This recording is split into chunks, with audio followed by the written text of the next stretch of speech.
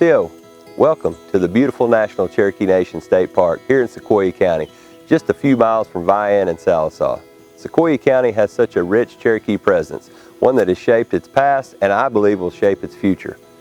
Cherokees are good stewards of our natural resources. We respect the waters and the lands that sustained our ancestors in the past because we know those resources will carry future generations forward.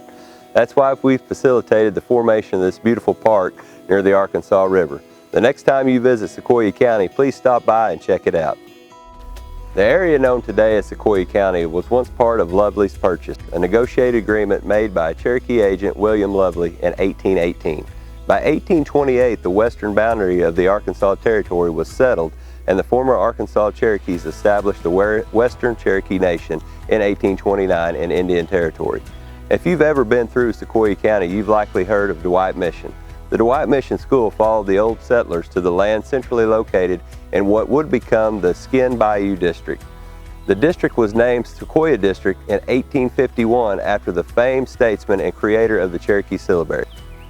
One thing I've always appreciated about the great Cherokee Nation is our commitment to historical preservation.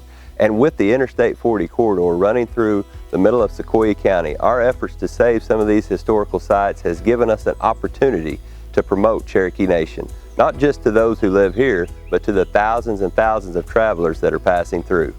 My roots are right here in Sequoyah County, so it is an honor for me to be your guide as we visit a few sites that are near and dear to both my family and our Cherokee history, starting with my hometown of Sallisaw. So come on and let's enjoy it.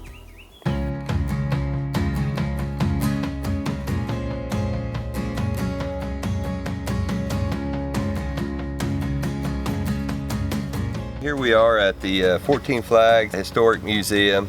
This is a museum located along the railroad tracks here in Sallisaw. If you look around, it includes 3 cabins and a train depot. When you start to look up at these cabins, you'll notice as you walk into one of the cabins has items that are believed to be artifacts from the Trail of Tears. We have a second cabin, which is the oldest cabin, the Lattimore cabin. Now, Samuel Lattimore was an early Cherokee settler, and he came in and built this cabin sometime around the 1835 era. The third cabin is the Judge Franklin Faulkner home, and it was built around the 1840s. Now, in 1871, he served as a judge of the Cherokee Nation's Sequoyah District. The cabin has since been restored and moved to Sallisaw, and in 1956 serves as a historical attraction. Now, the old Sallisaw train depot contains information on the early days of the railroads in Sallisaw and includes a diorama of a Childers station, an old stagecoach station operated by Cherokees John and Nancy Childers. Childers Station was the name of the post office from 1873 to 1888 when it was renamed Sallisaw. Now, many ask, what does the 14 flags stand for? And I'll tell you that each one of those represents a nation or a tribe that once controlled the area that we're standing in today, and each one of them is displayed out front. And if you go down, there's a newer monument down there. We've got a American quarter horse down there, and the 14 flags have been painted on that body, and it's something that is special to the citizens of Sallisaw.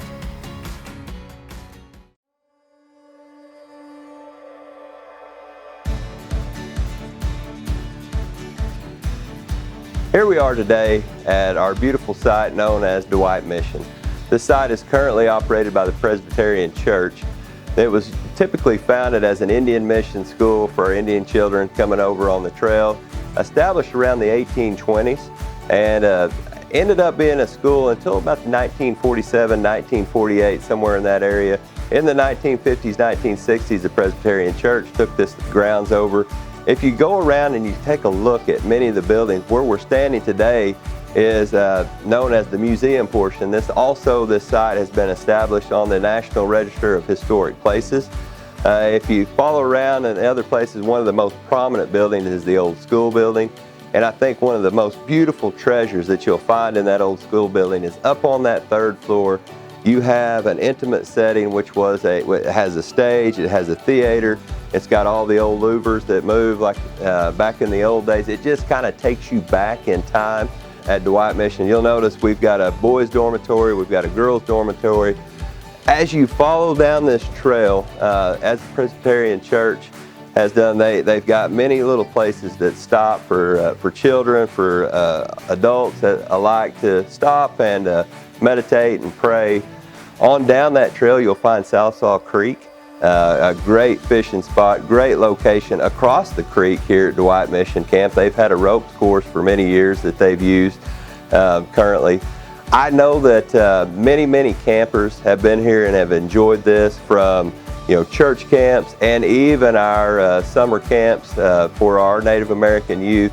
So this has been a very special place for a long time for those people that grew up in this area and for those people that travel looking for those historic places. Don't ever forget to stop by DWIGHT Mission and take a look.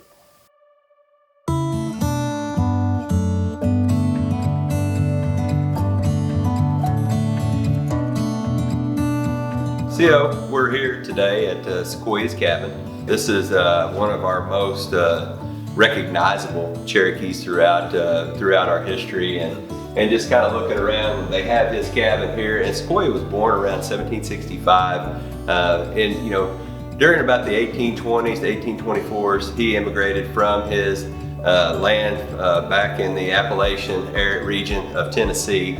And he ended up settling around Arkansas and so forth. And what Sequoyah is most noted for is he is the father or the creator of the Cherokee syllabary that we all know now, which was something that has been it's been paramount in the things that we have taken our language preservation efforts to and taken a look back. But I think some of the most important aspects of this is that we preserve what not only the story of what Sequoyah did, because not only was he a great statesman, but he was a scholar, he was an educator, and he didn't just develop and create something that was given to him from the Creator just to keep for himself. He shared it with everyone, and I think it's very important that we look to those things and how we handle our lives today. But as you'll go around these grounds and so forth, in 2016, somewhere I was on the council at that time, the state approached us about taking over this area, and I believe there's over about 180 acres, something give or take, here on the grounds. But it was very important to us and to the families that live in this area, because they had came in with the state and looked and did an updo, if you will, back in the 60s and 70s. And it hadn't been touched since then. So when the Cherokee Nation took this over, we came in, we modernized it to give it a more modern, historic look, if you will, as far as the actual exhibits. Made sure that these were authentic replications or authentic pieces of Cherokee history. But the Culture and Tourism Group at CNB are to be commended for what they've done here. And I know, as a citizen of Sequoyah County, as a boy that grew up just down the road about 3 miles on Central High Road, that this is an important place. Used to ride horses down here. Come tie your horse up out here, enjoy a picnic. Many schools, they come here throughout the year. Our Cherokee Heritage Center comes here and puts on some Cherokee days, and we look at old Cherokee games, talk about old Cherokee stories.